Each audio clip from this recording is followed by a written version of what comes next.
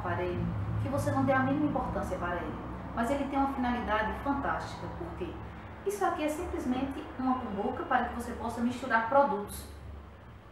Só que tem muitas pessoas que não se importam com a higienização disso aqui, nem se importa em se preocupar se isso aqui vai interferir na sua química ou não. O profissional cabeleireiro, geralmente ele trabalha com pó descolorante, com oxidante, com progressiva e muitas vezes usa essa mesma cumbuca para misturar todos esses produtos. O que é que ocorre? Muitas vezes ocorre uma intervenção porque isso aqui é um aparelho plástico. Esse aparelho plástico pode interferir na cor do seu produto, na mistura, na química do seu produto. Então, o que é que você vai fazer?